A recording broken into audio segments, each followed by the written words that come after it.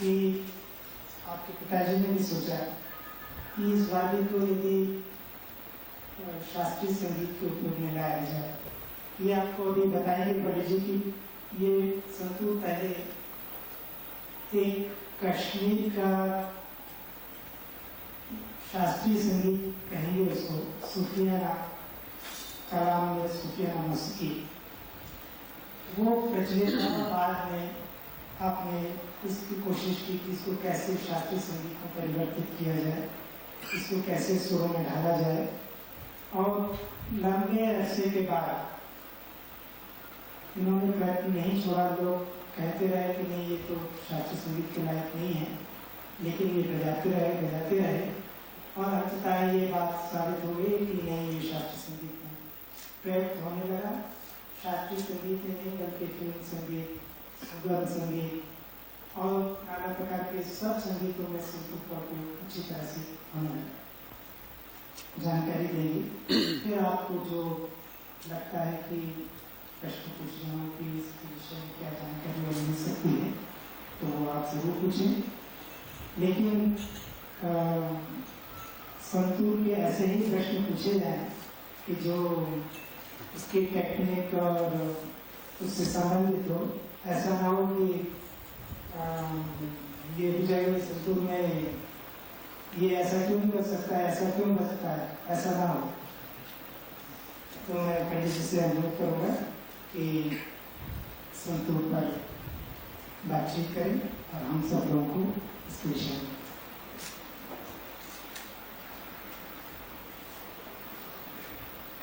मैं ये कहना चाहूँगा, आज संतूर का जो रूप बना है ये शायद संभव ना होता अगर मेरे पिता गुरु पंडित मनोज शर्मा इस बारे में रिसर्च न किए होते। तो मुझे संतूर के पहले बताने के पहले ये बहुत लाजमी है कि मैं आपको ये बताऊं कि संतूर क्यों क्लासिकल म्यूजिक में आया। मेरे पिता बनारस घराने के गायक थे। वो बनारस के पंडित बड़ेराम दास जी के शिष्य थे, जो अपने जमाने के बहुत ही गुणी प्रसिद्ध कलाकार थे और उनके बहुत सारे शिष्य अपने जमाने में संगीत का प्रचार किए। तो गाना सीखने के पहले मेरे पिताजी ने तबला वादन सीखा था जम्मू कश्मीर में ही। कश्मीर दरबार में गोदौर सिंह जी के शिष्य थे हरनाम सिंह जी, उनके पास मेरे पिता की तालीम हुई तबले की। बाद में बनारस में जाकर उन्होंने गाना सीखा और मेरी तालीम 5 बरस की उम्र से गाने से शुरुआत हुई और बाद में 2 साल के बाद मेरे पिताजी ने मुझे तबला भी सिखाना शुरू किया कि मुझे थोड़ा लय का भी ज्ञान हो गया। और ये सिलसिला मेरे 13-14 बरस की उम्र तक चलता रहा। इस बीच मेरे पिताजी ने इस विषय पर काफी रिसर्च की थी, संतूर साज के ऊपर। और एक दिन उनको ऐसा महसूस हुआ कि मुझे सब बातें गाना या बजाना जोड़ करके तबला बजाना जो दूसरे साज भी में बजाता था, मुझे संतूर शुरू करना चाहिए। तो आपसे बताऊं कि सबसे पहले मुझे ऐसा लगा कि ऐसा साज जिसको कभी किसी ने नहीं बजाया है। तो मैंने सुना हुआ था उसको कश्मीरी स्टाइल में बजता हुआ। मुझे लगा कि ये मेरे पिता क्यों कह रहे हैं कि मैं इसको बजाऊं और मैं तबला बजा रहा हूँ, गाना सीख रहा हूँ, उसको छोड़ दूँ। लेकिन जैसे किसी को एक भविष्य का कुछ दिखाई दे रहा होता है, मेरे पिताजी को ऐसी कुछ भावना थी और वो उस पर बड़े अडिग थे कि मुझे संतूर वादक ही बनना है। तो आज मैं जो कुछ भी कर पाया हूं ये उनकी आशीर्वाद और उनकी तालीम की वजह से है। ये मेरा कहना बहुत जरूरी है जब भी मैं ये बात संतूर की करूं, नहीं तो मैं शायद तबला वादक होता या गाता, संतूर न बजाता अगर मेरे पिताजी ने सोचा होगा। अभी संतूर के बारे में अगर मैं बताऊं तो सबसे पहले मुझे आपको ये बताना होगा कि हमारे शास्त्रों के हिसाब से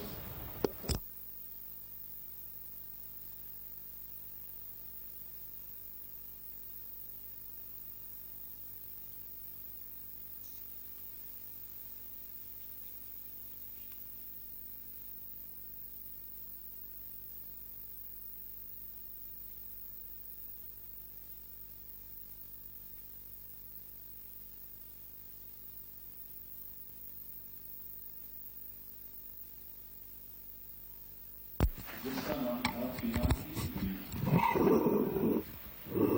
पिना संस्कृत भाषा में धनुष को बोलते हैं। और वो वाद्य बनाने का आइडिया धनुष और बाण से आया था। जब बाण छोड़ा जाता था तो उससे एक ध्वनि उत्पन्न होती थी। उस ध्वनि से ये ख्याल पैदा हुआ कि इससे कोई संगीत की ध्वनि उत्पन्न की जाए, और उस से जो वाद्य या साज बना वो पिना की वीणा था। और उसका नाम पाश्चात्य देशों में हार्प है, जो आजकल भी सिम्फनी म्यूजिक में इस्तेमाल होता है। और चूंकि उस जमाने में हमारे पास मेटल स्ट्रिंग्स नहीं थे, तो गट स्ट्रिंग्स, तांत की तार का इस्तेमाल होता था उसमें। तो ये उसी का रूप स्वरमंडल है। सबसे प्राचीन वाद्य हमारे हिसाब से ये माना जाता है कि पिना की वीणा था। बाद में जैसा होता है अक्सर कि एक साज बन जाता है, उसके कई फिर मॉडिफिकेशंस, उसमें फेरबदल होते हैं, कुछ की नई धाराएं निकलती हैं। तो इस प्रकार के वाद्य जो थे थोड़े थोड़े अलग एक दूसरे से मेल खाते हुए, बाण वीणा, कात्यायनी वीणा, इस प्रकार के बहुत सारे नाम पुराने शास्त्रों में मिलते हैं। और ऋग्वेद में भी बाण वीणा का जिक्र आता है। और बाद में शततंत्री वीणा। अभी एक चीज मैं आपसे और बता दूं, आज जब हम वीणा कहते हैं तो हमारा मतलब होता है एक विशेष प्रकार का वाद्य वीणा। आजकल हम सितार को वीणा नहीं कहते, किंतु संस्कृत भाषा में वीणा शब्द का अर्थ है तंतु वाद्य, तार का वाद्य। और उस हिसाब से अगर आप लें तो जितने तंतु वाद्य हैं वो किसी न किसी प्रकार की वीणा है संस्कृत भाषा में। इसीलिए वीणा शब्द जो था ये सबके साथ जुड़ा हुआ है, चाहे वो कात्यायनी वीणा है, वो त्रितंत्री वीणा है, या वो नारदीय वीणा है, वो रुद्र वीणा है। वीणा शब्द वहां है। और बाकी के जो पहले का उसका नाम है वो दिया गया था कि जिसने उसका आविष्कार किया हो या जहाँ उसकी विशेषता हो, जैसे शततंत्री वीणा। तो शततंत्री वीणा नाम इसलिए दिया गया कि उसमें 100 तार थे, तो शततंत्री का अर्थ ही होता है 100 तार की वीणा। तो संभवतः ये वही वाद्य था जो भारत में बहुत प्राचीन काल में इस्तेमाल में रहा। अभी ये कहना बहुत मुश्किल है कि कश्मीरी संगीत में उसका कब से इस्तेमाल शुरू हुआ, क्योंकि सदियों से इस वाद्य का वहां इस्तेमाल रहा। और जैसा कि आप देखते हैं, जैसे जैसे संगीत की धारा बदलती है तो वाद्य भी बदलते हैं। अब जैसे जो वीणा का इस्तेमाल उस जमाने में होता था जब ध्रुपद धमार गायकी ही थी, ख्याल गायकी नहीं थी, उस समय सितार नहीं बजती थी, साथ में वीणा बजती थी संगत के लिए। तो जिस प्रकार से गायकी में फेर बदल होता चला गया, ख्याल गायकी आ गई, तो उसके साथ के साज भी बदल गए उसी। क्योंकि अक्सर ऐसा होता रहा कि जिस प्रकार का गाना चल रहा है, साज वाले उसी प्रकार का बजाना भी करते रहे। तो जब आप संतूर को सुनते हैं, संतूर की आप टेक्निक या संतूर का जो अपना तरीका है बजाने का, उसको जब आप देखते हैं कि उसमें मीड या गमक जो वीणा की विशेषता है वो नहीं है, तो ये सबसे पहले साबित होता है कि ये उससे प्राचीन वाद्य है, क्योंकि तब उस समय इन चीजों का आविष्कार नहीं हुआ था। ऐसा भी कहा जाता है कि वैदिक काल में इस किस्म के साज, जरूरी नहीं कि वो संतूर ही रहा हो, इससे मिलते जुलते जो साज थे वो वैदिक मंत्रों के साथ, उच्चारण के साथ इस्तेमाल होते थे, उनको बजाया जाता था। तो कहने का मतलब यह है कि ये इतना प्राचीन वाद्य है कि शुरुआत जब साजों की हुई होगी तब से ये साज रहा। अभी कश्मीर में अक्सर हम कहते हैं कि लोक संगीत में इस्तेमाल होता है, लेकिन वो जो धारा है संगीत की, जैसे चौरासिया जी ने बताया आपको, सूफियाना मौसीकी बोलते हैं कश्मीर में उसको। सूफियाना मौसीकी या सूफियाना कलाम, इसमें फारसी भाषा का प्रभाव है। सूफियाना से मकसद उनका है कि जो सूफी मत से जुड़ा हुआ है, और कश्मीर सेंटर रहा है सूफीइज्म का, वहाँ काफी इसका प्रचार रहा, और उसमें वो लोग गाते हैं, और गाने में जो कविता का इस्तेमाल होता है वो सूफी मत की कविता है, और जो स्वर उसको या आप राग भी कह सकते हैं, वो लोक धुनें नहीं है, उसको वो लोग मकाम बोलते हैं। मकाम एक ऐसा शब्द है जो फारसी संगीत में इस्तेमाल हुआ है और टर्किश संगीत में भी इस्तेमाल हुआ है। जैसे हमारा राग है, राग का पर्याय फारसी संगीत में मकाम है, और उसका प्रभाव भी वहां पर है। और नाम जो हैं, कुछ ऐसे नाम भी हैं कि मकाम झंझोटी।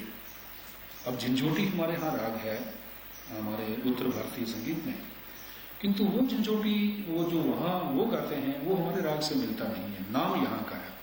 और टर्मिनोलॉजी जो है, मकाम शब्द हमारे उत्तर भारतीय संगीत में नहीं, हम राग बोलते हैं, फारसी म्यूजिक में वो लोग मकाम बोलते हैं, तो मकाम। तो इसका मतलब ये है कि हिंदुस्तानी और फारसी संगीत दोनों का प्रभाव इस संगीत पर है, जिसको सूफियाना मौसीकी कहते हैं। अभी वहां पर जो उसका वादन होता है, 100 तार का साज है, छोटे छोटे ब्रिज होते हैं। आप लोगों ने संतूर देखा होगा कि उस पर हम छोटे छोटे ब्रिजेस के ऊपर आघात से बजाते हैं, लकड़ी के आघात से।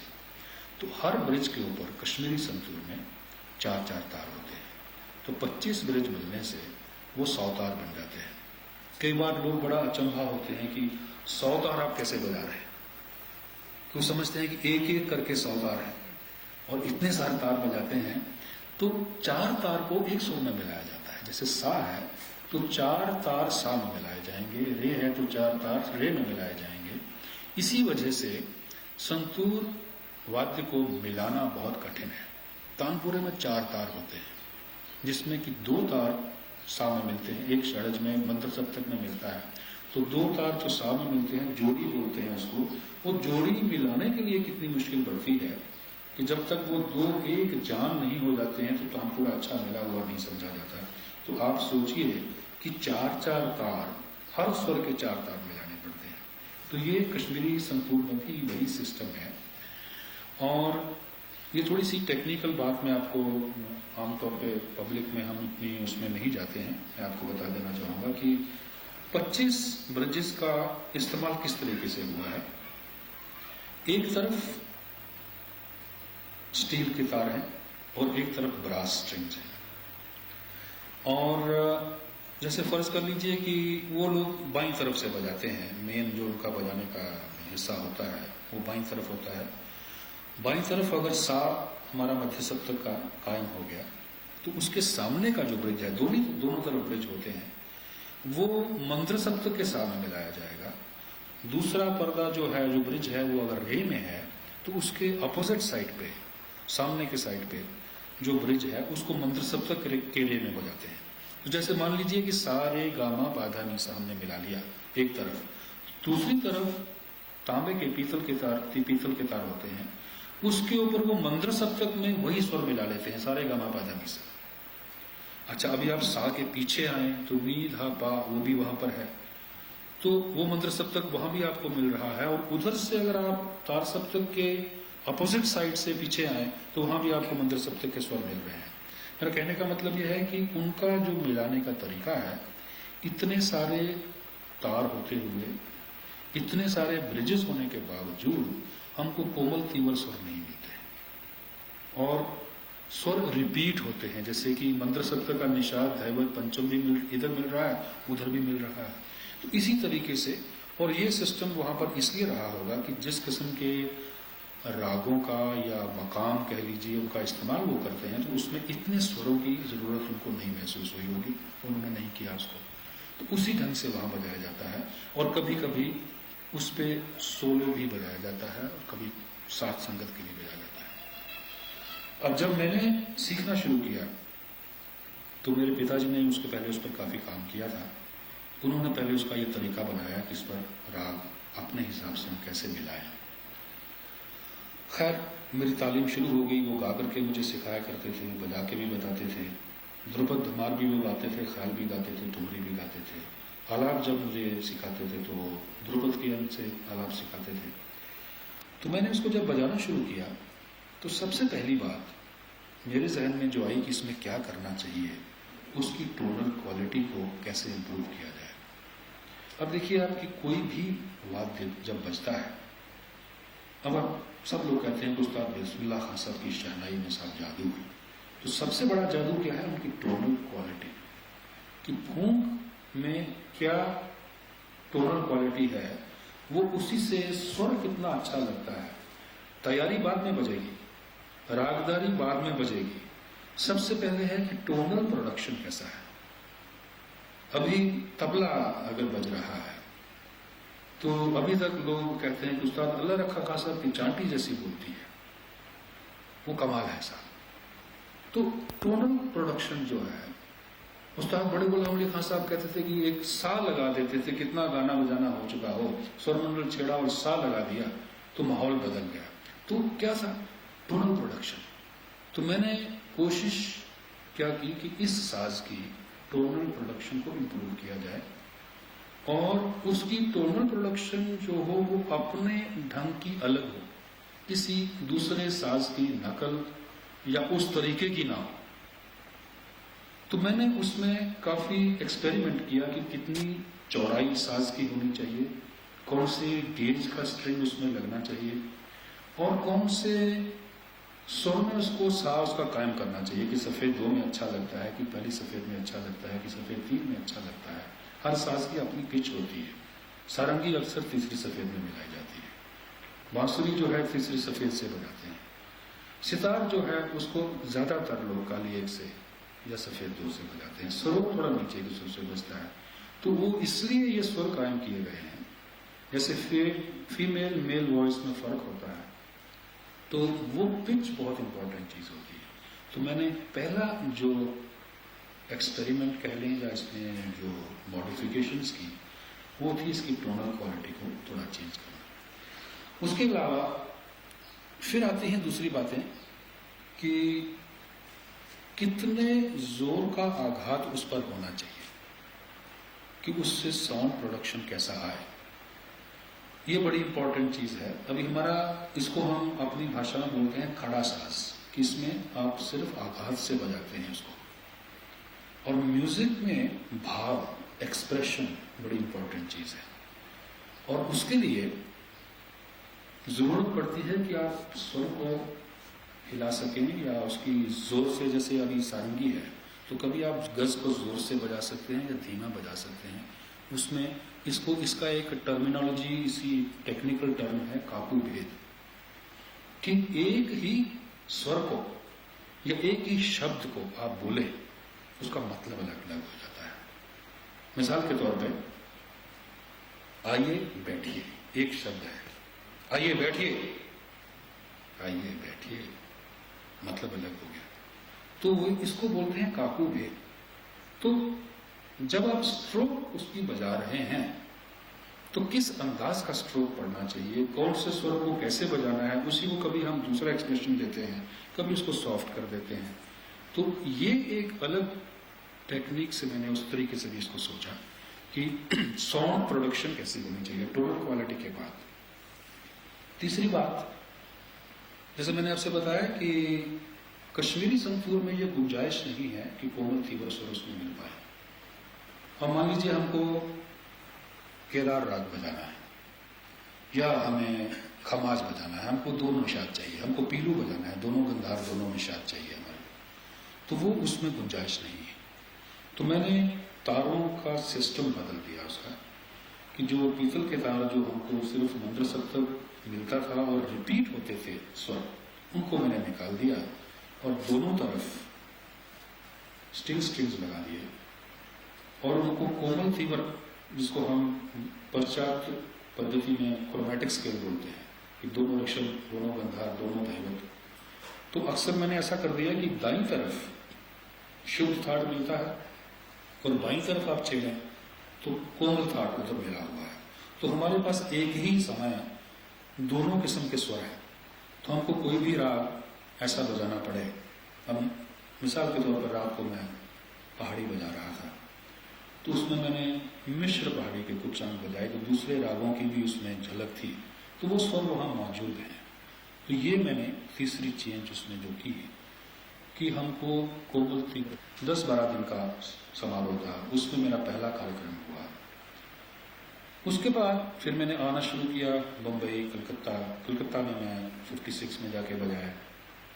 एक लाला बाबू थे, ऑल इंडिया म्यूजिक कॉन्फ्रेंस किया करते थे, वहाँ पहली बार ये चलते चलते इसका मैं ज़रूर जिक्र करना चाहूँगा। चौरासिया जी यहाँ बैठे हुए हैं, इनके गुरु जी भी वहाँ मौजूद थे, पंडित लालमणि मिश्र जी, और पहली बार मेरी उनसे मुलाकात हुई। इतने विद्वान संगीतज्ञ थे, तो उनको भी संतूर इतना अच्छा लगा, उन्होंने बाद में इस पर काफ़ी काम करके उन्होंने भी बताया उसको। मेरी पहली मुलाकात उनकी 56 में कलकत्ता में हुई। तो ऐसे जब मेरे प्रोग्राम शुरू हुए तो मुझे जो फीडबैक आना शुरू हुआ लोगों का, वो ये था कि जो आम सुनने वाले थे, तब तक मैंने इसकी टोनल क्वालिटी पे काम कर लिया हुआ था, उनको सुनने में लगे एक बड़ा मधुर साज है, बहुत अच्छा है, अलग है। कई लोग बोले जल तरंग की तरह है, हालांकि जल तरंग की रिएक्शन शुरू हुई, लेकिन संगीतज्ञों की तरफ से और म्यूजिक क्रिटिक की तरफ से एक दूसरी तरह का रिएक्शन हुआ। उन्होंने ये कहा कि नहीं साहब, ये साज जो है इस पर क्लासिकल म्यूजिक नहीं बज सकता। और जहां भी मैं प्रोग्राम बजाऊं, इस किस्म के मेरे म्यूजिक रिव्यूज आते थे और यही उसका रिएक्शन अक्सर होता है।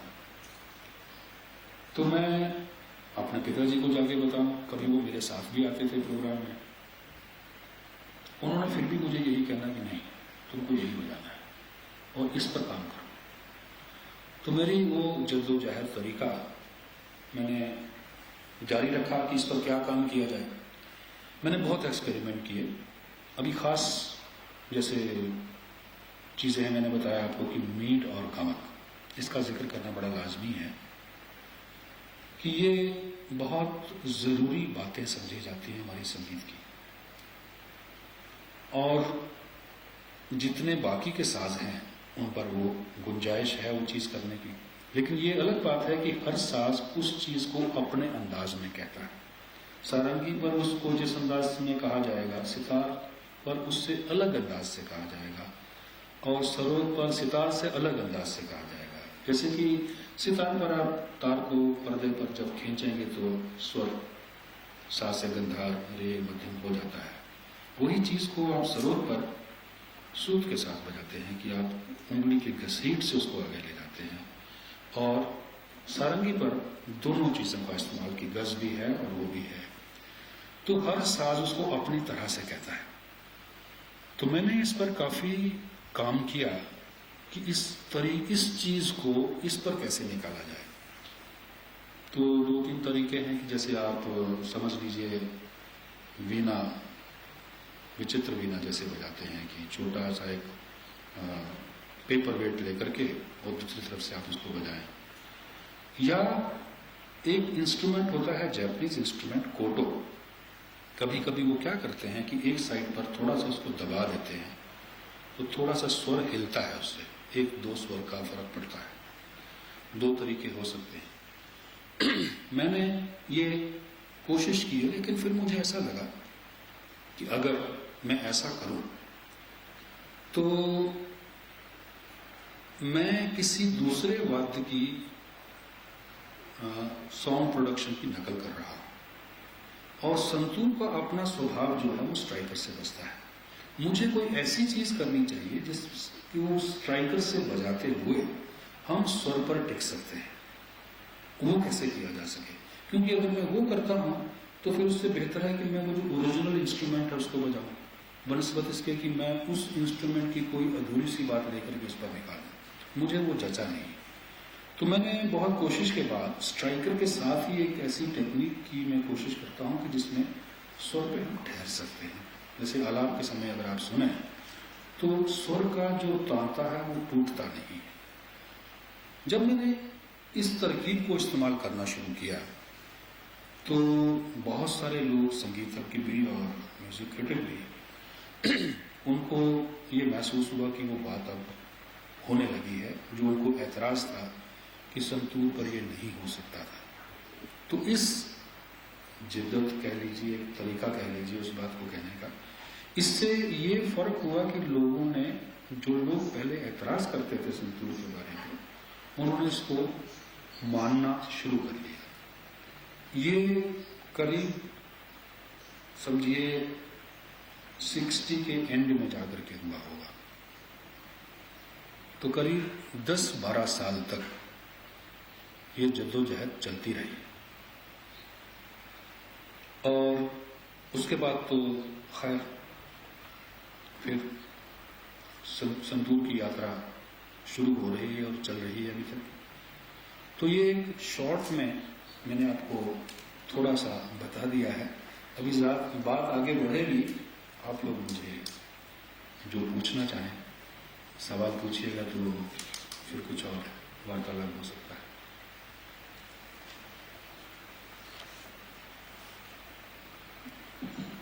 पंडित जी, आप ये बताएं कि जैसे संतूर आपने बजाना शुरू किया, संतूर बजता रहता है, एक प्रभावशीलता निर्मित हो जाती है, फिर अचानक आप संतूर के तार मिलाते हैं, फिर ये क्रम लगातार चलता है, तो इससे वो जो तन्मयता, ये जो प्रभावशीलता बाधित होती है, तो क्या इस संतूर की सीमा है या इसको ठीक किया जा सकता है?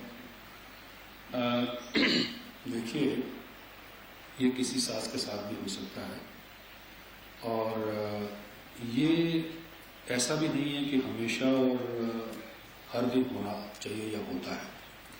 क्या होता है कि हम लोगों के जितने साज हैं, तार वाद्य या तबला भी, जब टेम्परेचर चेंज हो जाता है तो उनका असर ऊपर होता है। तार पर असर होता है, लकड़ी पर असर होता है और चमड़े पर असर होता है। चाहे सरोवर भी हो, अगर आप ग्रीन रूम में बैठे हुए हैं और वहाँ का टेम्परेचर अलग है, जब हम स्टेज पर जाते हैं तो वहाँ का टेम्परेचर उससे 6-8 डिग्री अलग होता है, तो स्वाभाविक उस पर असर पड़ता है। और बजाते बजाते भी कभी कभी होता है। हमारे पास दो ही तरीके हैं, या तो हम बेसुरा साज बजाते रहें और उसको मिलाएं ना। जो आपने शब्द का इस्तेमाल किया तन्मयता, तन्मयता तभी होती है जब भी आपकी कंसंट्रेशन टोटली उस तरफ हो, कोई डिस्ट्रैक्शन आपको नहीं हो। जब हम बजा रहे हैं और कोई स्वर किसी वजह से, किसी कारण से, टेम्परेचर की वजह से या किसी वजह से अलग हो गया, तो हमारी तन्मयता वहीं टूट जाती है। जब तक हम उसको वापस ना मिला लें, मैं समझ सकता हूँ कि सुनने वालों को इसमें काफी एक झटका लगता है कि वो अपने आनंद में होते हैं, सडनली ऐसा हो गया। तो या तो हम बेसुरा सांस मिलाते रहें, उसको बजाते रहें, या फिर हम उसको सुर में मिला लें। और ये रोज नहीं होता। कई दफे ऐसा भी होता है कि हम ट्रैवल करके एक कंट्री से दूसरे कंट्री में पहुंच गए और हमारे इंस्ट्रूमेंट में कोई फर्क नहीं हुआ। ये कुछ समझ में नहीं आता क्यों ऐसा होता है। और कभी ऐसा होता है कि यहीं से बैठ करके बाहर जा रहे हैं और फर्क हो गया। लेकिन ये तो कोई भी संगीतज्ञ जिसको सुर के साथ प्यार है बर्दाश्त नहीं कर सकेगा कि उसका साज बेसुरा रहे और वो उसको बजाता चला जाए। मैं आपको एक किस्सा बताऊं कि एक बार मेहंदी हसन गा रहे थे। मेहंदी हसन अपनी तरह के एक लाजवाब सुरीले गायक हैं। उनके साथ तबला बजा रहे थे, कोई प्रोग्राम चल रहा था। 2-3 बार उन्होंने उनसे कहा कि आप तबला जरा ठीक कर लो। फिर उन्होंने मिलाया, फिर जैसे कभी होता है स्वर फिर थोड़ा उतर गया, गर्मी बहुत थी, वीडियो की सब लाइट्स लगी हुई हैं, तो इंस्ट्रूमेंट्स उससे काफ़ी डिस्टर्ब हो जाते हैं। तो फिर 2-3 दफ़े कहा, तो आपके जैसा आपका रिएक्शन है सब लोगों का होता है, तो लोगों को थोड़ा सा ऐसा लगा होगा कि गाते गाते फिर बीच में गाना टूट जाता है और ये शुरू हो जाता है। तो उन्होंने बहुत अच्छी बात कही, उन्होंने कहा कि जब स्वर थोड़ा सा भी अलग हो जाता है तो जिसको उसकी पहचान है उसको ऐसा लगता है कि जैसे आप गाना शुरू कर दिए हो, लेकिन स्टेज पर नहीं हुआ था। जैसे मैंने जिक्र किया, लालमणि मिश्रा जी ने बजाया था और मेरे ख्याल में उनको शौक था, उन्होंने ज़्यादा प्रोग्राम नहीं बजाया। चौरसिया जी आपको बेहतर बता सकते हैं। तो उनका जो ख़ास वाद्य था वीणा था, लेकिन उनको ये साज अच्छा लगा, उन्होंने शौकिया इसको कुछ मरतबा बजाया होगा, लेकिन लगातार। और मैंने उस दौर में किसी और का संतूर सुना। ये अन्य वाद्यों की तुलना में आज भी संतूर एक सीमित दायरे में, उसके विस्तार के लिए आप क्या सोचते हैं? सीमित दायरे से मतलब बहुत अन्य वाद्यों की तुलना में काफी कम प्रयोग हो रहा है, या देखिए ऐसा है, मतलब उतनी लोकप्रियता नहीं हासिल कर पाया है, खास करके कलाकारों की श्रेणी में? नहीं, मैं ऐसा कहूँगा, मेरा तजुर्बा अलग है। आप मुझे ये बताएं कि रुद्रवीणा कितनी देर से बज रही है आपके अंदाजे से? तो सबसे पुराना वाद्य है ना, तो मतलब कितनी जनरेशन से वो बज रहा है? रुद्रवीणा को छोड़ दीजिए, सितार कितनी जनरेशन से बज रही है? विलायत खान साहब की 7वीं कौन सी पीढ़ी है? 6ठी या 7वीं? 7वीं है। और सितार घर घर में बजती है। लड़कियों को सब्जेक्ट अगर दूसरे डिफिकल्ट लगते हैं कॉलेज में तो सितार ले लेते हैं, इसमें पास हो जाए, चाहे वो शादी के बाद वो सितार रखी जाती है ऊपर कहीं, लेकिन सितार सब जगह बजती है। उस हिसाब से संतूर को स्टेज पर आए हुए 40 वर्ष हुए और बहुत वर्षों तक एक ही संतूर प्लेयर बजाता रहा। अभी चौरसिया जी बजा रहे हैं, दूसरे लोग बजा रहे हैं, लेकिन तादाद कितनी कम है। उस हिसाब से आज अगर आप रिकॉर्डिंग्स ले लीजिए जो म्यूजिक कंपनीज रिकॉर्ड बनाती हैं, या जितने फेस्टिवल्स होते हैं भारत में, भारत के बाहर, सब जगह संतूर बजने लगा है। फिल्म का क्षेत्र ले लीजिए, 55 में 56 में मैंने इंट्रोड्यूस किया था जनक जनक पायल बाजे में संतूर, वी शांताराम जी की फिल्म में। आज कोई भी फिल्म का जो रोमांटिक दृश्य होता है उसमें संतूर होना जरूरी हो गया है। गजल आप ले लीजिए, जगजीत सिंह गा रहे हों या गुलाम अली गा रहे हों या कौन पंकज उदास गा रहे हैं, संतूर बजता है, दूसरे वाद्य नहीं बजते। आप कैसे कह रहे हैं कि सीमित है? क्योंकि 40 बरस में जिस साज ने इतना रास्ता तय कर लिया, उसको आप कंपेयर करिए 6 जनरेशन के बाद वो साज क्या करेगा? समझा?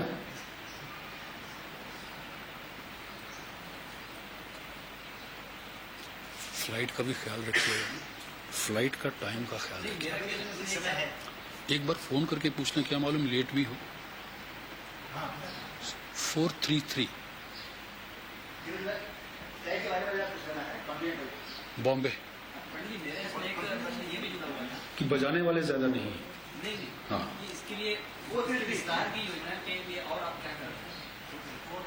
जैसे कोई खासकर संगीत महाविद्यालयों में अभी इसकी शिक्षा बहुत कम शुरू ही नहीं। हाँ, वो समय लगेगा। देखिए ऐसा है कि सबसे पहले सुनने वाले पैदा होने चाहिए, है?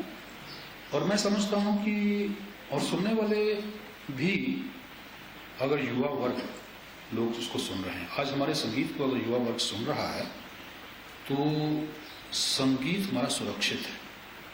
तो मेरा तजुर्बा तो ये है कि मैं जहाँ भी बजाता हूँ ज़्यादातर सुनने वाले मेरे युवा वर्ग के हैं, कॉलेज स्टूडेंट्स आते हैं सुनने के लिए, और इतने लोग जब उसको सुन रहे हैं तो ये भी तरीके पैदा हो जाएंगे कि स्कूल कॉलेजेस में भी सिखाना शुरू करें। लेकिन जिस हद तक पॉपुलैरिटी का सवाल है, मैं समझूंगा कि मैं उससे मतलब संतुष्ट हूँ। जो पॉपुलैरिटी इसकी 40 बरस में हुई है, ये तो मैं तो इसको मिरेकल कहता हूँ कि इतना संभवतः नहीं हो सकता था। ये मेरे गुरु पिता का आशीर्वाद है या कैसे भी हुआ है, मेरे करने से नहीं हुआ, मैं ऐसा मानता हूँ। क्योंकि एक आदमी के करने से इतनी सी बातें नहीं हो जाती कि एक साज जो कभी नहीं बजा था, जिसकी अपनी लिमिटेशंस थी, और वो 40 बरस के अंदर अंदर वो अपनी जगह बना ले और सब जगह बजने लगे और बेस्ट सेलिंग रिकॉर्ड्स भी हो जाएं और ये भी हो जाए, ये एक आदमी के करने से नहीं होता। और जो आदमी ऐसा सोचता है मूर्ख है वो। तो मैं ऐसा कभी सोच ही नहीं सकता हूँ, ये मिरेकल है और 40 बरस में हुआ है। अच्छा, लोक जीवन में जो संतूर कश्मीर में है, क्या उससे उसके रूप और उसके प्रकार से मिलते जुलते और वाद्य आसपास के इलाके में है? हाँ, भट्ट साहब ने जो सवाल पूछा है, ये एक ऐसा साज है, ये बड़ी इंटरेस्टिंग रिसर्च की बात है। ना केवल भारत में बल्कि पूरे विश्व में इससे मिलते जुलते साज हैं। और पूरी रेंज आप देखिए, कश्मीर से जो बॉर्डरिंग कंट्रीज हैं जैसे चाइना है, तो चाइना में भी इससे मिलता जुलता साज है, उसको यांगचिन बोलते हैं वहां पर। अभी आप सेंट्रल एशियन कंट्रीज में चले जाइए, उज्बेकिस्तान, कजाकिस्तान, किर्गिजिया, जो रशिया के हिस्सा थे, वहां पर भी ये साज है। और इधर ईरान में भी है, ईरान और इराक में। और उससे आगे आप निकल जाएं, एक थ्योरी तो ये भी है कि जिप्सी लोग जो हैं इंडिया से बाहर गए, और हो सकता है कि वो लोग अपने साथ में ले गए इस साज को। अब तो ये भी मानते हैं कि जिप्सी लोगों की जो भाषा है हमारे नॉर्थ इंडियन भाषाओं से उसका मेल जोल है। तो ये इंस्ट्रूमेंट, इससे मिलते जुलते इंस्ट्रूमेंट, मैं आपको वही बताना भूल गया कि China, Russia, Iraq, Iran, Greece, Germany, Hungary, Romania, Switzerland, Ireland और अमेरिका और कई और कंट्रीज में इससे मिलते जुलते साज हैं। और ज्यादातर कंट्रीज में सिवाय जर्मनी और ईरान को छोड़ करके लोक संगीत बजता है। आयरिश फोक म्यूजिक बजाते हैं और अपना हंगेरियन फोक म्यूजिक बजाते हैं, जिसमें काफी जिप्सी म्यूजिक का प्रभाव है। लेकिन ईरान वाले जो हैं वो पर्शियन क्लासिकल म्यूजिक बजाते हैं। और जर्मनी में वेस्टर्न क्लासिकल म्यूजिक के कंपोज्ड म्यूजिक हमको मिलते हैं, हकब्रेक, जिसको कि हकब्रेक बोलते हैं जर्मनी में।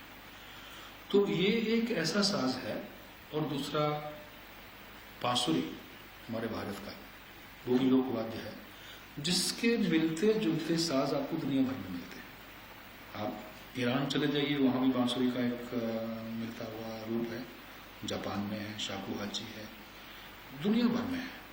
संतूर के भी ऐसे। अभी नवंबर पिछले साल मैं एक फेस्टिवल में गया हुआ था जर्मनी में, म्यूनिख में।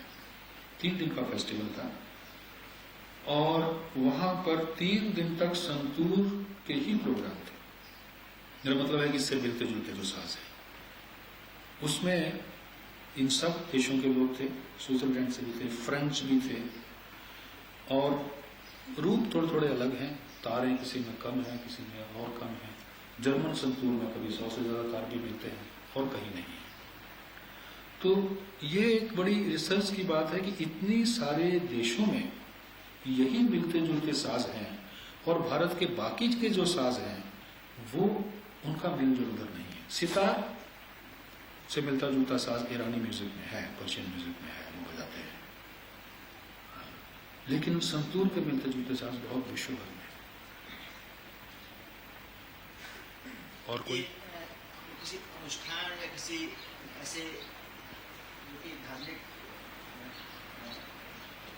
जब आप ध्वनि ही सुनते हैं तो आपको सबसे पहले याद आती है पानी की, आबशार की, वाटरफॉल की। तो ऐसा इंस्ट्रूमेंट राजस्थान में नहीं हुआ, कश्मीर में हुआ।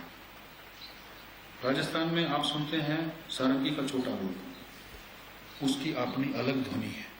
तो लोक संगीत को अगर आप स्टडी करें, अभी आप पंजाब का लोक संगीत सुने और बंगाल का लोक संगीत सुने, तो दोनों जो हैं उनमें अलग अलग बिल्कुल मूड ही अलग है, और वो वहाँ के लोगों के, वहाँ के वातावरण की पूरी रिप्रेजेंटेशन करते हैं कि वो सुनने से ही आपको वहाँ का माहौल क्रिएट हो जाता है। तो संतूर साज को सुनने से ही आपको वादी या आउटडोर एटमॉस्फेयर और नेचर और इसका प्रभाव लगता है।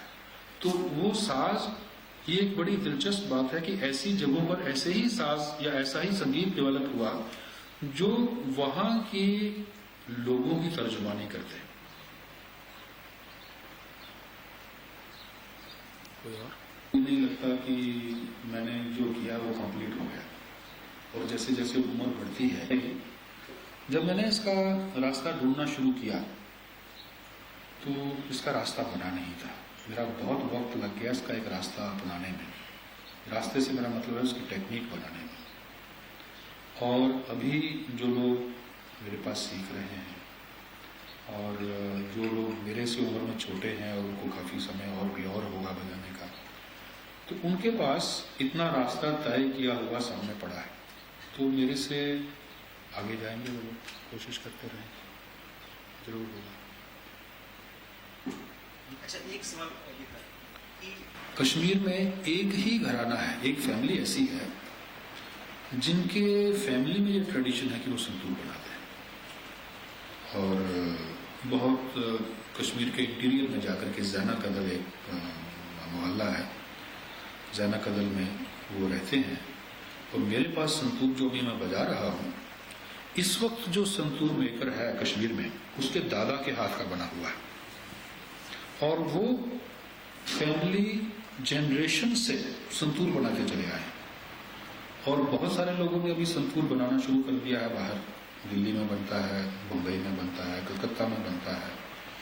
लेकिन उस फैमिली के पास कुछ ऐसी पुरानी मतलब तरीके उनको मालूम है कि वो जो साज बनाते हैं उसकी टोनल क्वालिटी कुछ अलग होती है। और अभी मैं वही पिछले दिनों एक जगह सेमिनार चल रहा था, तो ये डिस्कोर्स एंड एक्शन भी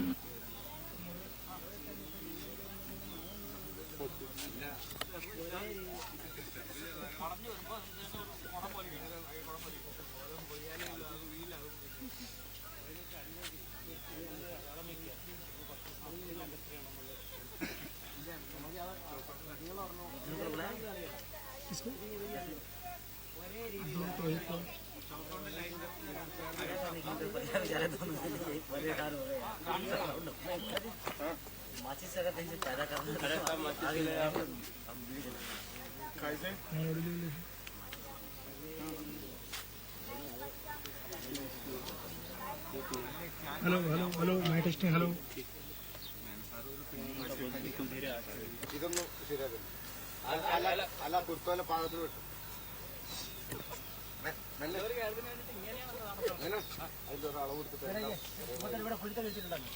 അത് ശരിയാക്കാം. അതിന്റെ വാറിനോട് കൊണ്ടുപോയിട്ട് അവിടെ നിൽക്ക്, അവിടെ ഇരിക്കും, അവിടെ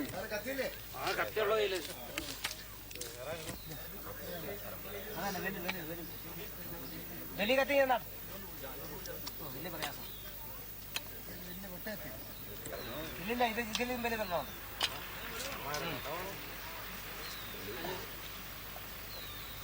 ഇവിടെ വരുന്നുണ്ട്, ഇവിടെ നമ്മൾ വന്ന്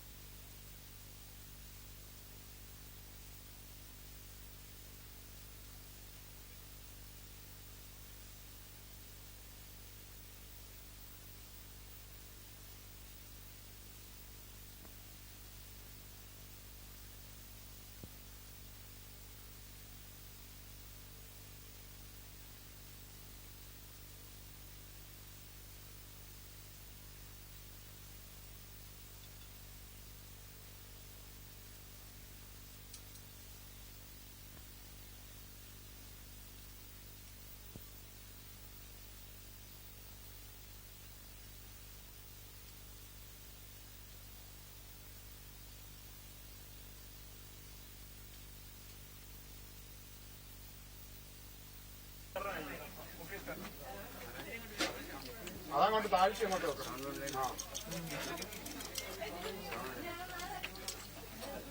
നമസ്തേ.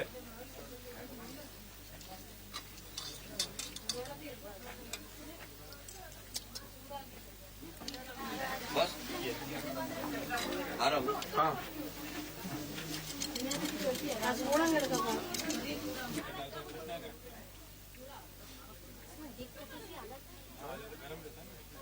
नहीं वो जो है ना what is called in Hindi Verma नहीं Verma whatever template whatever it may be you should thoroughly.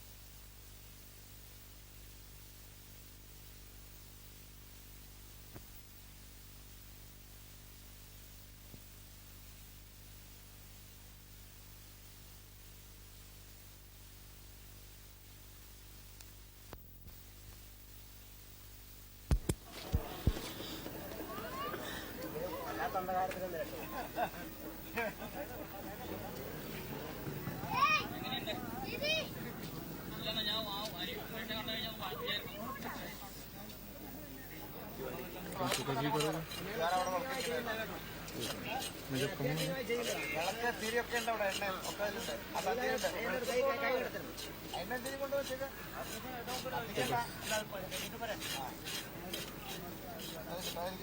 എത്ര തരുന്നവരാ